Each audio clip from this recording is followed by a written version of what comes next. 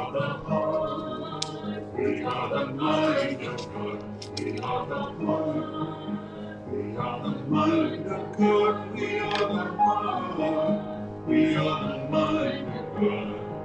You and me.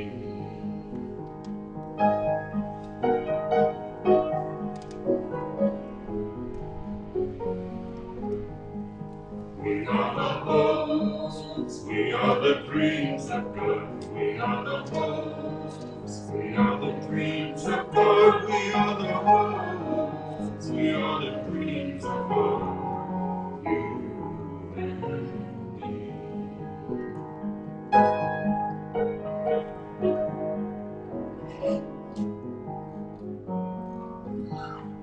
We are the light, we are the love of God. We are the light, we are the love of God. We are the light, we are the love of God.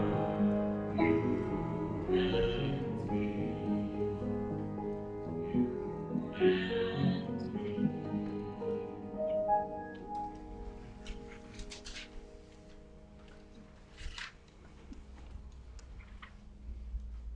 We had a board meeting this morning,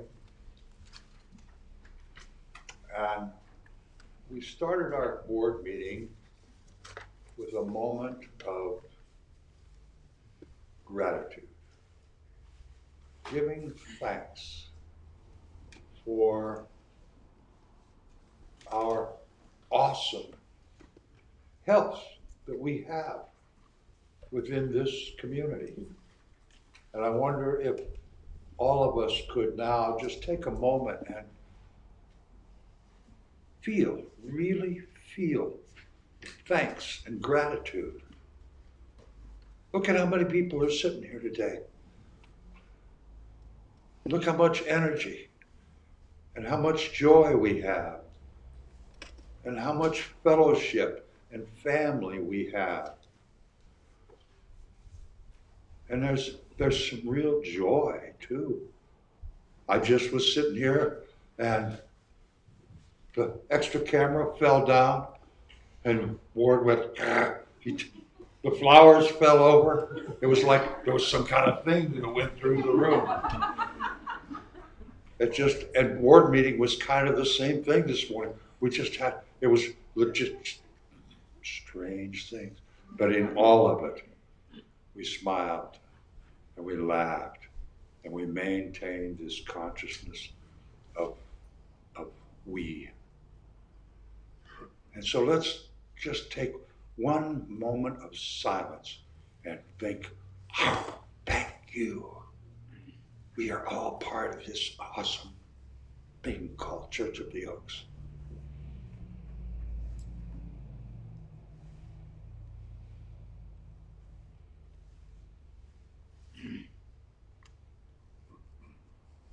Thank you, thank all of you, because this is how it is today.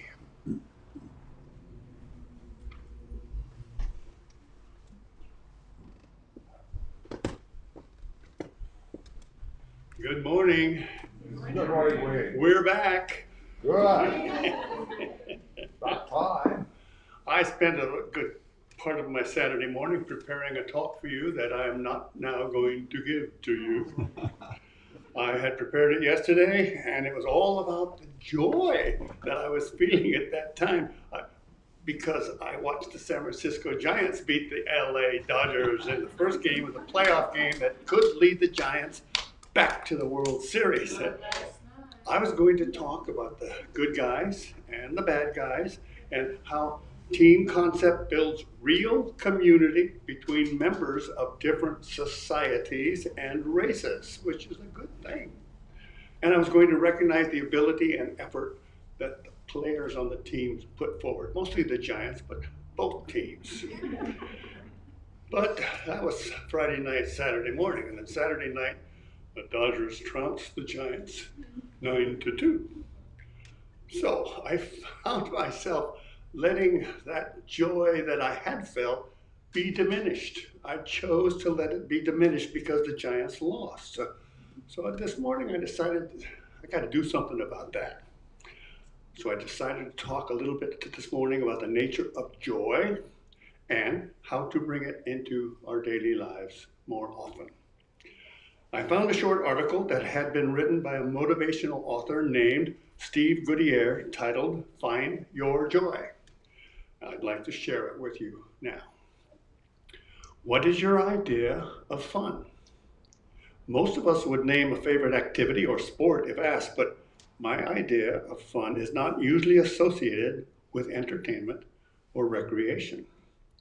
It is more about squeezing as much enjoyment into every day as I can.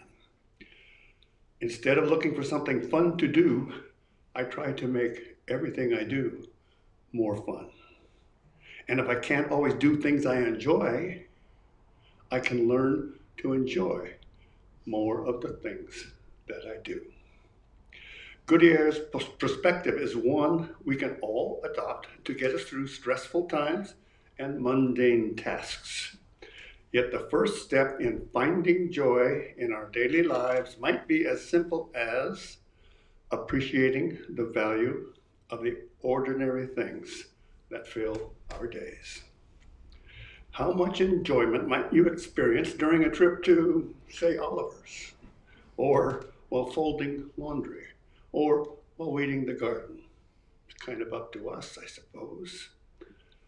Starting today, let's take the time to laugh, smile, and enjoy ourselves simply because we can. And in the meantime, go Giants, beat LA. Namaste. All right, Wade. Oh, thank you, Wade, and welcome home. Good to have you back. Oh, joy, huh? I had some joy Wednesday. It was, I don't usually do that, but I was in the gas station. I just thought, I ought to just get a lottery ticket. I haven't bought one in 5 years, I don't suppose. Something told me to get a lot. I won $100. And I thought, whoa! And I was planning about it. I said, whoa, wait a minute. What would Jesus do? I thought about it. And I decided to do what Jesus would do. So I turned it into wine. It's been a great week. Oh. Good morning. At our board meeting this morning, our workaholic treasurer,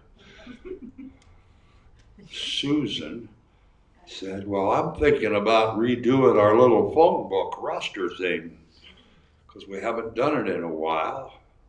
So would all of you, we have some new people, would all of you write down your name, correct name, your phone number, your contact information, and make sure Susan has it? Most of you have a little phone book, some of you don't. We're out of them now, but if you have one, make sure that information is correct. If you're an older member, who's been here a while, then if there's changes, let Susan know. But each of you would like everybody in it, so everybody's got everybody's phone number if you need to call or find or get a ride or whatever. And Susan's going to start that project. So hopefully maybe by the end of the year, by January 1st, we can just have a new roster. So that'll be a good thing. Wednesday evening is going to be on hiatus this week. Is that correct? So no Wednesday night discussion. Thursday morning, it will be this Thursday at 10 o'clock in the hall, the book study. What's the name of the book again, please? This Thing Called You. This Thing Called You. This Thing Called You. Ernest Holmes. And it's by Ernest Holmes. Yeah, okay. That's a good book. Let's see. We're not going to have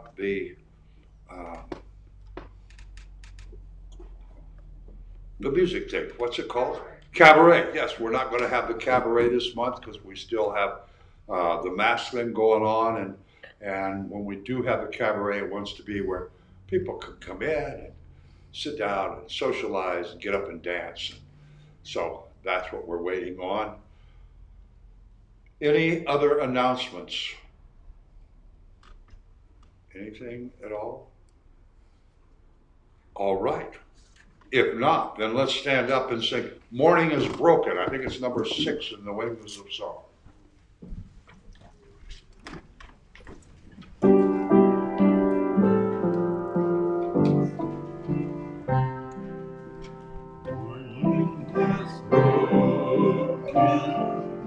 Like the first morning, blackbird has spoken, like the first bird.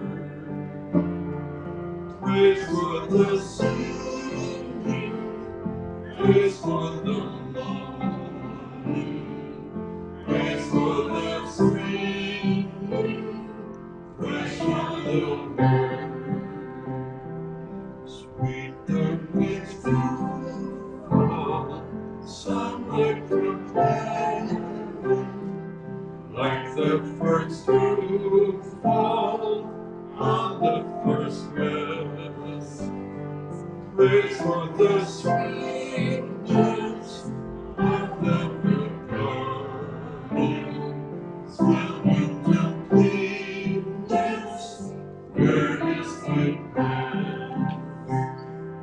Mine is the sunlight, mine is the morning, born of the moonlight, being so plain.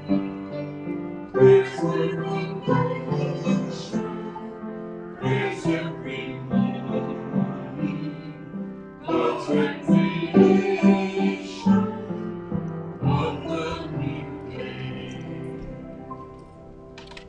And now we may greet each other in whatever way you are comfortable with.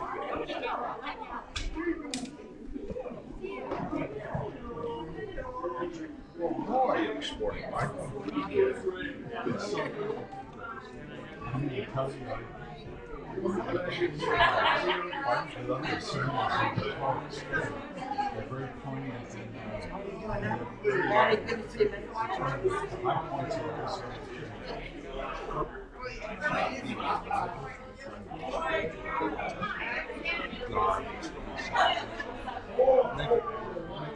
So that's our everyday kind of delegates. Thank you very much. Hello, Victor. Good morning, my friend. Good to see you.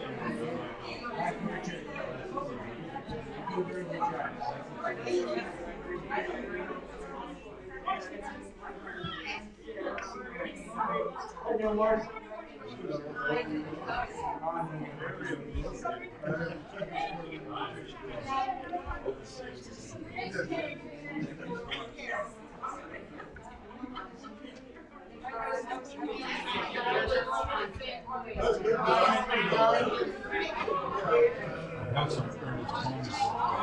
I had Ernest Holmes lectures in my iPhone. I listened to it. Beautiful. Gorgeous voice too. So soothing.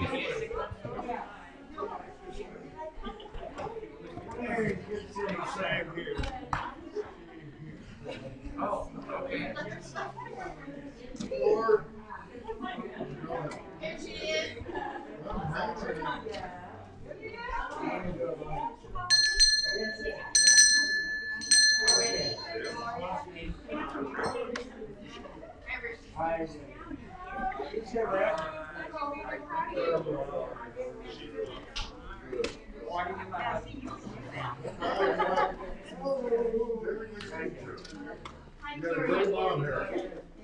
We all love your mother.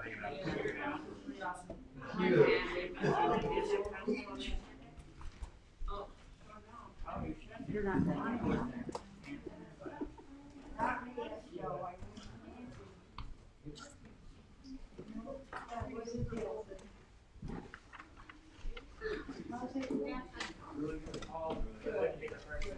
Ananda, would you care to come up with us this morning?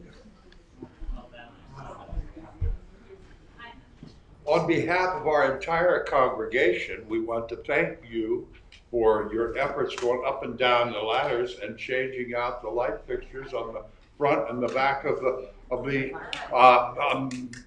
fellowship hall. Thank you very much. What would you like to? I guess we ought to put him on the board and get him working every weekend. Sure, actually, Young and energetic. How are you? good. Good. So what's new and exciting in your world? I don't know, but I'm 13, so. You're 13. Well, happy birthday. I'm a teenager now. Yep. So you're just gonna go to pot, huh? Just teenagers just they go crazy and this is what you're starting your prime now. Sure, whatever. Sure. Okay. Well, thank you for being here. You bring great energy to this congregation, so we're just really happy. You are a wonderful asset for all of us. Thank you. All right. And that is Ananda, as well as Michael and Ward and Susan and Natalie and Wayne and Nancy and everyone. You are all part of the abundance and prosperity of this community. Each one of you brings yourself through that door and your energy and your consciousness, which makes us, we were talking about it this morning. Wayne remembered when Marjorie Crump Shears said, "We are tiny, but we're mighty." And that's what we are. And we're filled with compassion and intention and tenacity and love. And we are the abundance and prosperity that's known in this community as Church of the Oaks. So let's read together, if we may, the affirmation of abundance. When we truly begin to want more for others than we want for ourselves, we will begin to notice amazing changes in our own lives. May we ponder that a moment, please.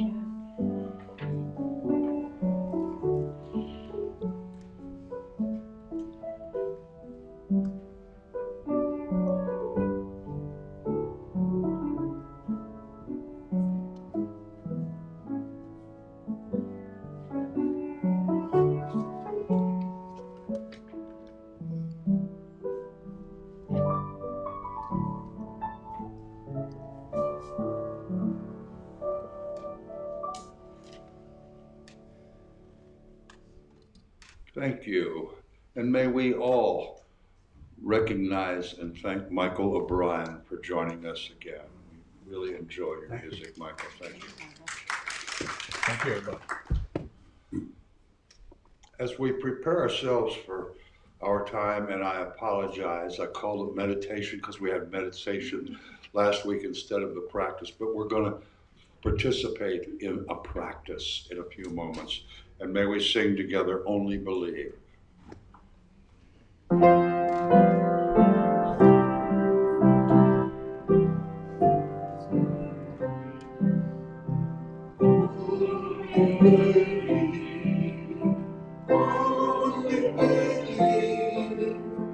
All things are possible. Only believe.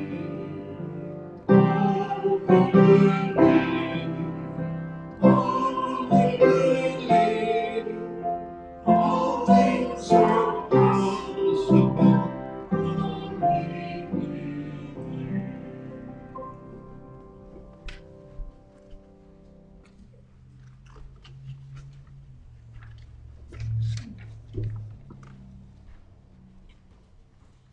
Morning. Hi, honey. I have to say I feel there's no accidents. I just saw that it was meditation instead of the practice on the program, but really they're one and the same thing, because every practice that I've shared since I started doing this has really been designed with the same intention as meditation, which is to put you more in touch with that still, silent place within where your spiritual power resides. And today is no different. I just want to also really thank whoever brought flowers today, because they are just stunning. And the candle was just the single candle. It's really beautiful. So thank you, Janet. But for today's practice, this is really an opportunity, I feel, to take a healing code or symbol that has been co-opted by religion and turned into a symbol of pain and reclaim it for its healing purpose. The practice I'm going to share today uses a symbol of a cross, but not the kind that we see in most Christian circles where it's higher than it is wide. This is an equilateral cross, and it's an important distinction because the equilateral cross really emphasizes this idea of as above, so below, that we are, in our humanity, just as worthy and beautiful and, worthy of love as we are in our spirituality. And as you've heard me say before, it really is all about landing in the heart, the high spiritual heart, to be specific, which is that place where the cross actually meets the two sides of the cross when we do this exercise. So, as always, we're going to start with a couple deep breaths. Nothing gets us centered and quiet faster than a couple of deep, slow, conscious breaths. Really, that's all you need. And just let yourself sink into a little more presence as you breathe.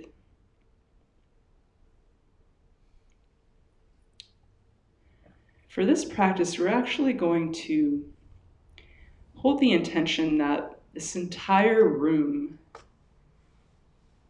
increase in what you might call vibration or frequency. More love, less heaviness, less density, less thought, more stillness. Just anchoring that in each corner of this sanctuary. Thanking our spiritual selves and helpers for making that space more conducive to meditation. We're now going to picture this beautiful, bright, golden white light just above where your heart might be. Right about here between that little dent in your neck in the center of your sternum is where I usually think of it. There's a beautiful white and gold light there. And this is actually where your true self resides. What we're doing today is we're expanding our true self more energetically into our reality. And we do that by bringing down that divine light of our true self from where it typically sits, perhaps above our heads. Today we're going to embody it. Bringing it down through that heart center, all the way to the center of the earth, and just feeling that transcendent axis for a moment. Feel your awareness go beyond just what you see in front of you.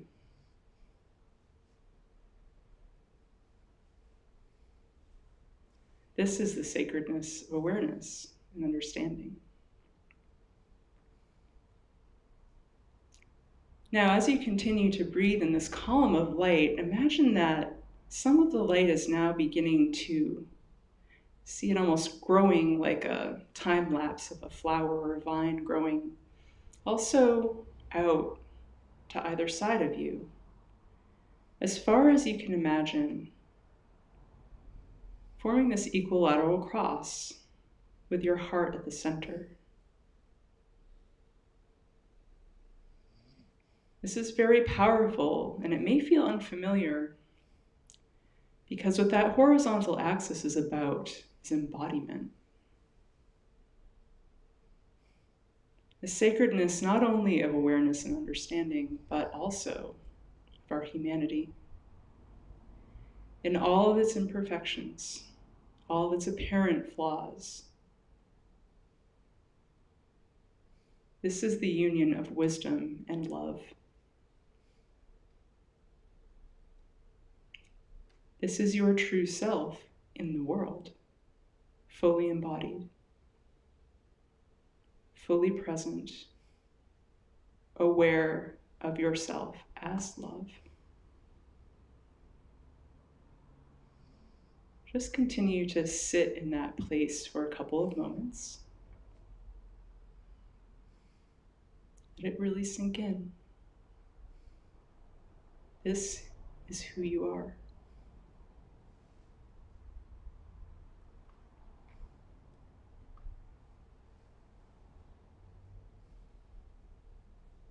This is who you were always meant to be.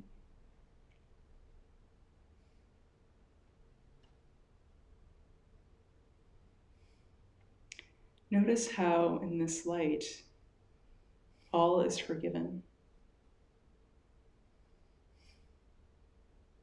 And you stand in your innocence, completely whole.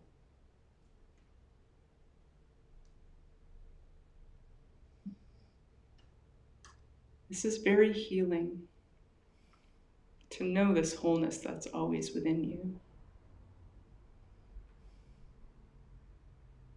This practice of just picturing this equilateral cross at the center of your chest will help you reclaim that wholeness, embody it more fully in the world.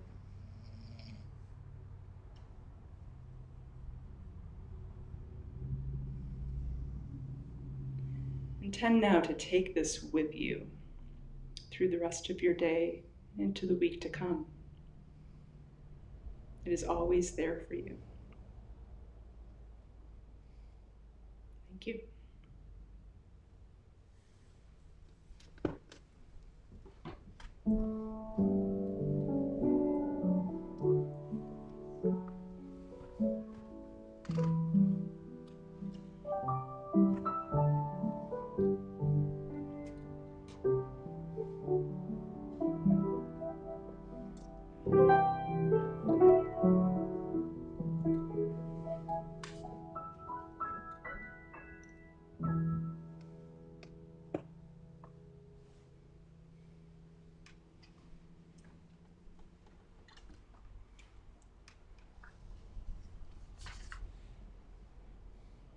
I don't know why, but this week I spent a lot of time thinking about things, all kinds of things.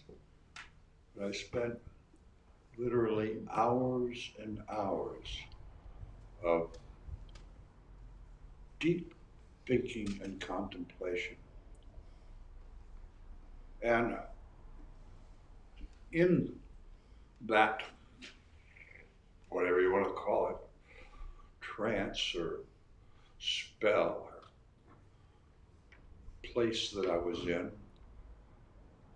I remembered a gentleman who I thought very, very, very highly of, who had a wonderful message. And he left this earth in his physical body in August of 2015. I'm talking about Wayne Dyer. And I don't think there's a person in this room that hasn't watched his PBS specials or read some of his books. And I thought, I always wanted to meet him. I used to talk with Vivian about, I'd really like to go over to Maui. I used to live kind of in Hawaii. I'd really like to go just hang out and not like have an agenda, but just hang out with Wayne for a while. That never happened. But I think there was a man whose message was so similar to the message we try to offer. Don't tell him what to think, just encourage him to think. Thinking is like an art form that has almost disappeared, I think, from mainstream society.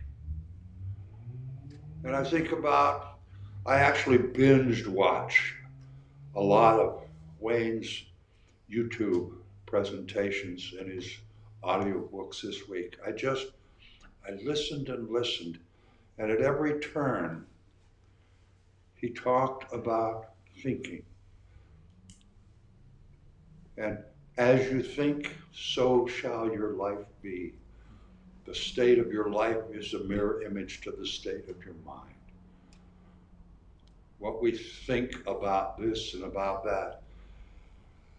And we are told what to think by almost everyone. Everyone wants us to think this way or that way. Virtually every religion, every political thing, all of our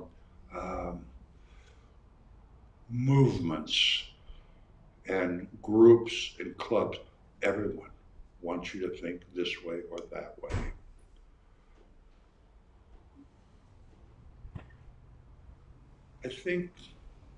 I don't know.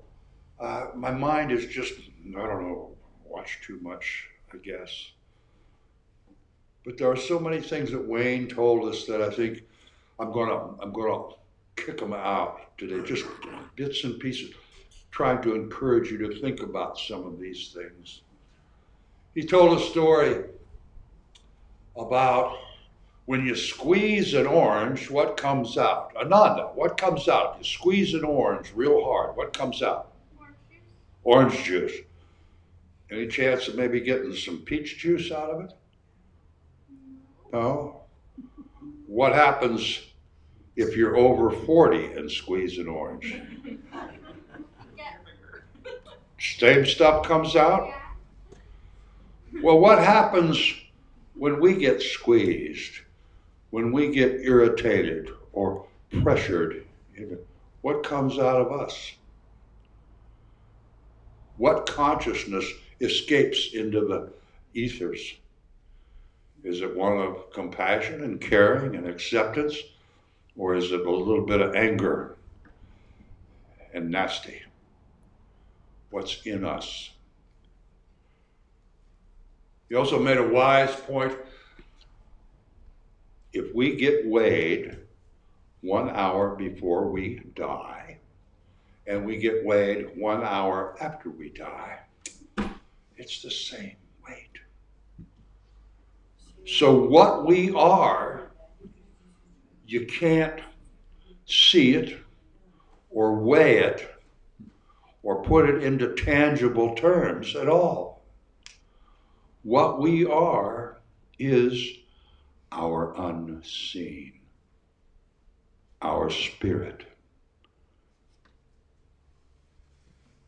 It's what the energy and the aura and the wisdom that we pass on, the caring that we pass on. That's who we are. It's not seen. These bodies, they just are the vehicle that we can move our energies around in.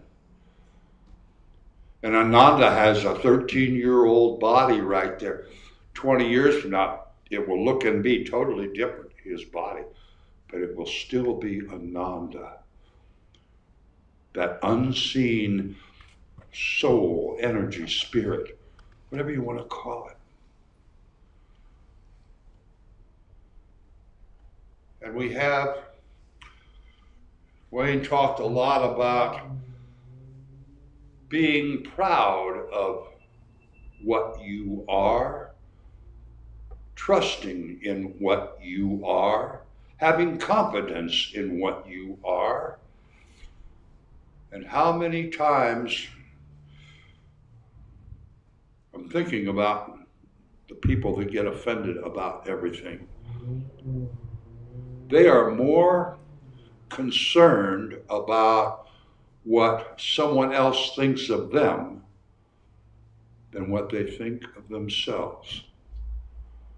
And all of us want to make a good impression, but if you stop and think about what is a good impression, that's your ego out there wanting to be recognized because you value Wayne's opinion more than your own. You value Ward's opinion of what you are more than your own. Other people's opinions of who you are, that's their business. That really has nothing to do with who you are. How many times do we think about what our community needs? And I'm not sure how to articulate this, but how many times do we think, what can I do for my community? How can I serve? Or what's in it for me? Most of the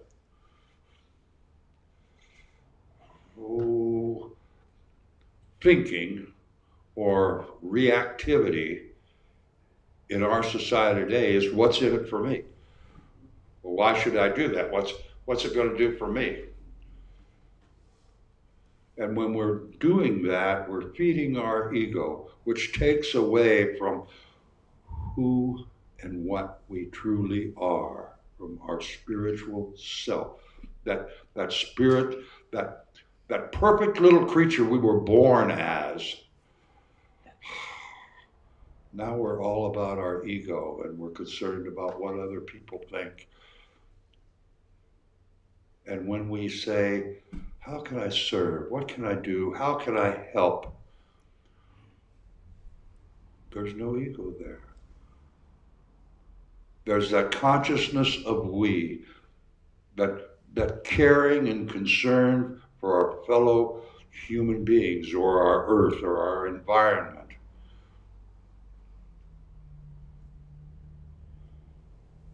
And I wonder if we talk about the practice and meditation, and I've even been thinking about doing some restorative yoga. Don't laugh, please don't laugh.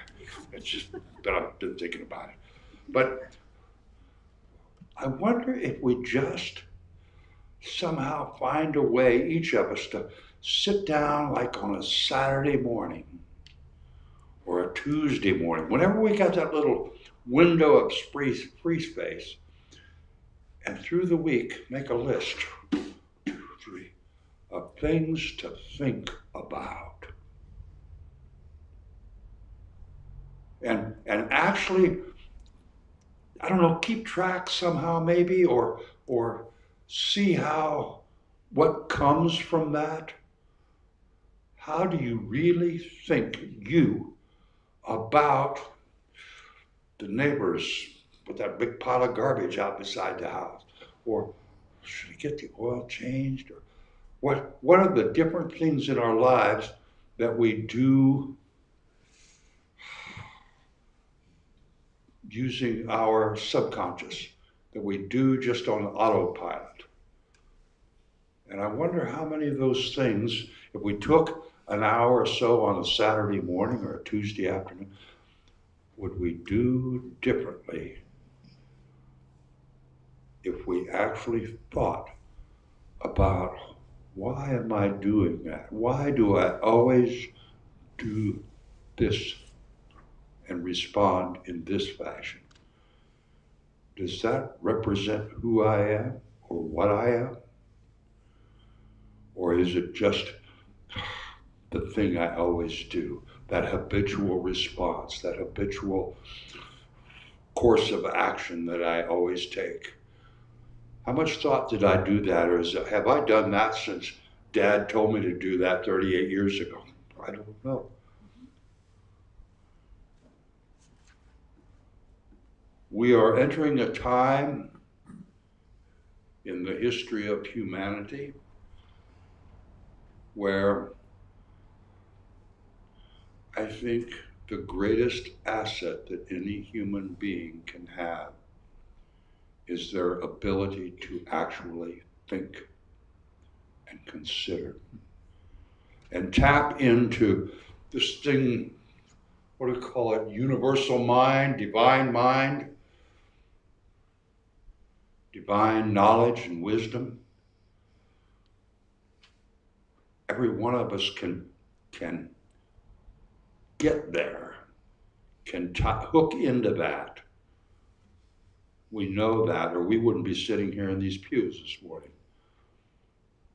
Sometimes it maybe seems a little difficult to get there with all the world blaring and telling us to be angry and be afraid.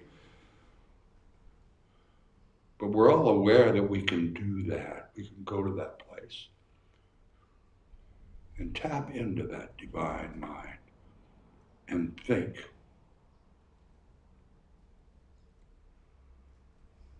We could think, what would Jesus do? We could buy us a case of wine. I don't know. But I think that's the greatest activity that we can work on right now. As human beings, they're in a society that encourages just, oh, believe what I say and you don't have to think. We'll tell you what to think and what to do and how to do it and when. I think the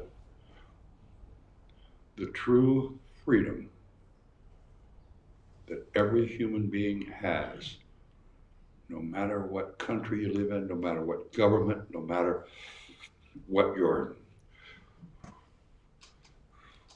ability to walk around is the ability, the freedom to partake of divine thought, divine mind, universal mind. There's 100 names for it. Doesn't make any difference what you call it. When you have the ability to think,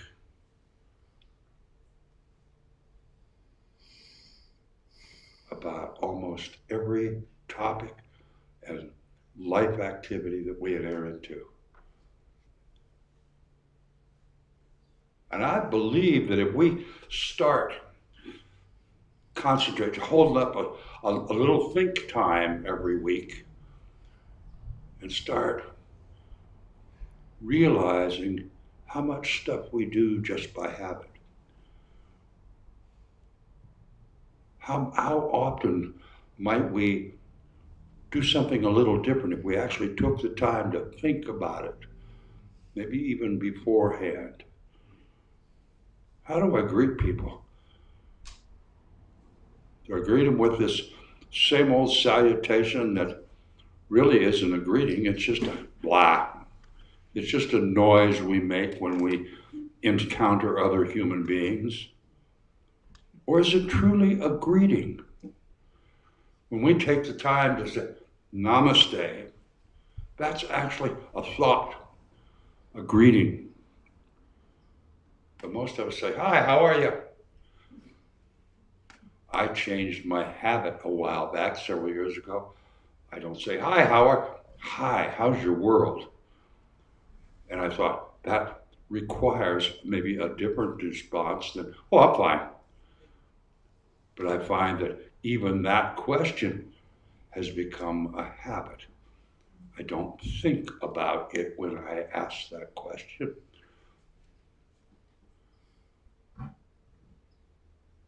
Thinking just thinking. I don't know how to encourage us to just elevate your awareness to how little or how much we think any given day. I think we're thought deprived. All of us, me included. And I get paid to think. You pay me to ponder and think every week. But I find that even half of what I do at every given day is just the same old habits. Well, maybe that's nice when we're driving. We don't really think, did I turn my turn signal on? We just do it by habit.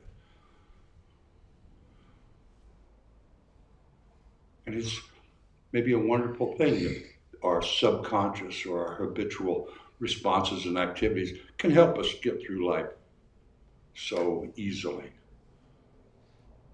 But I wonder how tastier this menu of experience would be if we actually thought about what we were doing and why, and questioning so many of our activities and our conversations. Does this represent who and what I am?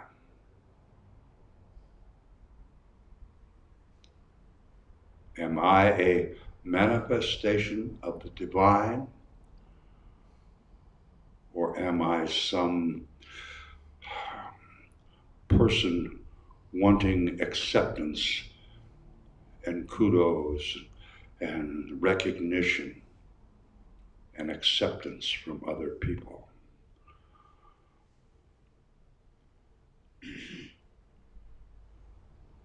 Wayne said one time, I remember a long time ago, he said, you know, you look at the people in this world who are the most admired. Think about the people in your life, the people that you admire the most. And those are the people who just don't care whether they're admired or not. And the people who are admired the least are the ones who are constantly seeking acceptance and admiration from society. Yeah? And I think if we start looking at ourselves, this is just a self-examination. How much do we think? I don't think it's that important as to what we think. Is that, are we aware that we are thinking, or are we just going by habit?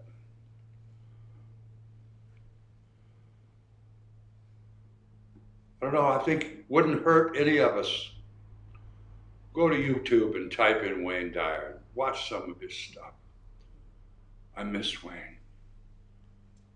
He had a way of tying these spiritual truths or ideas into real life experience. He had so many wonderful stories.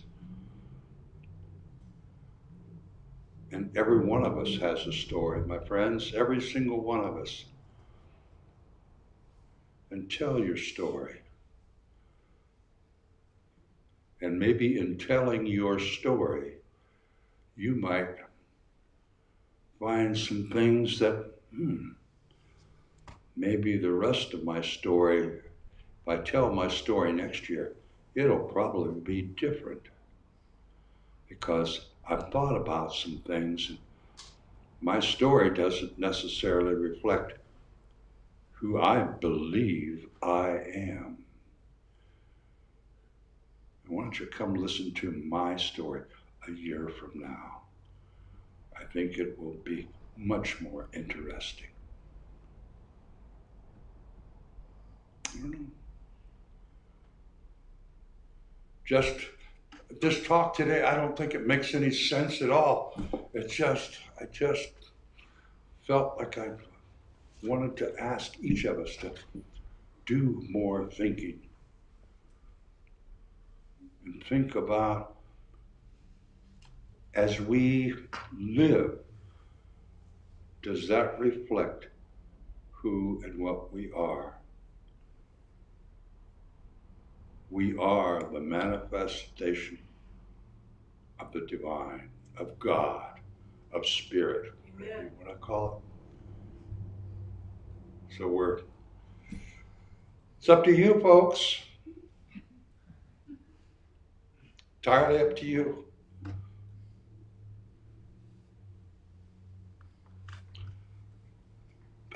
That's all I'm going to say. I've said the same thing over and over and over, and I just hope we can all spend more time actually thinking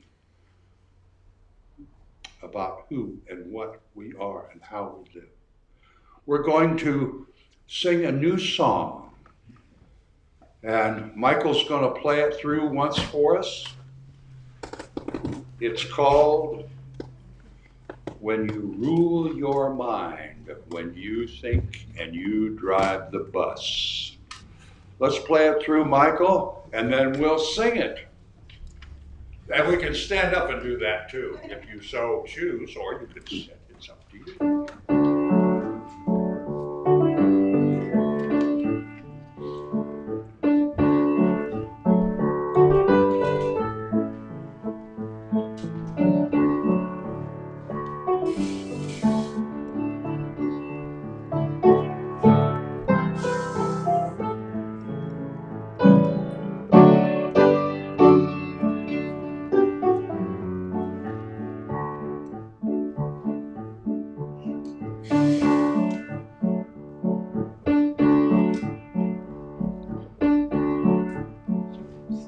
Think light in the face of darkness.